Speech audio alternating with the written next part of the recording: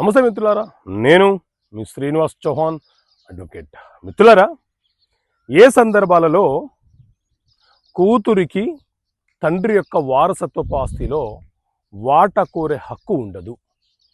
కూతురికి హక్కులున్నాయని చట్టం చెబుతున్నా బాధ్యతలు కూడా ఉన్నాయన్న విషయాన్ని చట్టం చెబుతుందా అనే విషయం గురించి తెలుసుకునే ప్రయత్నం చేద్దాం. సో మిత్రులారా, మన దేశంలో హిందూ వారసత్వపు చట్టం 1956 అమలు ఉన్నది. ఈ చట్టాన్ని 1985లో అలాగే 2005లో సవరణ చేయడం జరిగింది. అయితే ఈ చట్టంలో దాదాపుగా 30 సెక్షన్స్ ఉంటాయి.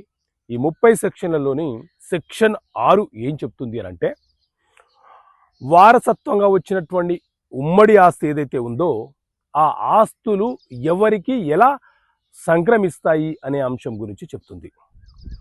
ఇదే చట్టంలోని సెక్షన్ 6లో కొన్ని సబ్సెక్షన్స్ కూడా ఉన్నాయి, 1, 2, 3 అని.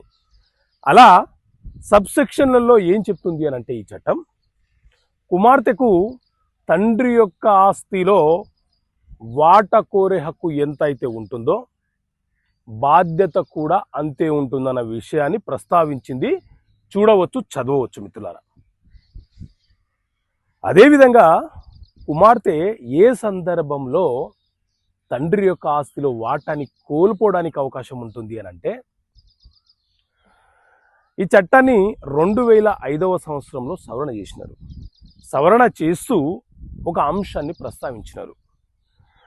జనవరి 20, 2004 కంటే ముందు వారసత్వంగా వచ్చినటువంటి ఆస్తులను అన్నదమ్ములు ఒక లిఖితపూర్వకంగా ఒక పత్రం రాసుకొని భాగ పంపిణీ చేసుకొని ఆ పత్రాన్ని రిజిస్ట్రేషన్ చేసుకొని ఉంటే అప్పటికే ఆస్తి భాగ పంపిణీ జరిగిపోయింది. కాబట్టి ఆ తర్వాత తోబుట్టువులైన సోదరిమణులు ఎవరైనా సరే వాటా కోరే హక్కును కోల్పోవడానికి అవకాశం ఉంటుంది అని చెప్పి చాలా స్పష్టంగా వివరణ ఇవ్వడం జరిగింది.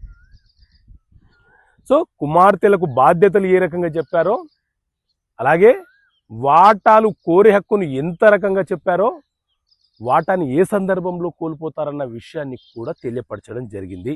అయితే భాగ పంపిణీ అనేది ఒక లిఖితపూర్వకంగా ఉండాలి, రిజిస్ట్రేషన్ జరిగి ఉండాలి, లేదా ఒక కోర్టు డిగ్రీ ద్వారానైనా సరే భాగ పంపిణీ జరిగి ఉంటే ఆ తోబుట్టువులు వాటా కోల్పోయే అవకాశం ఉంటుంది అని స్పష్టంగా వివరణ ఇవ్వడం జరిగింది.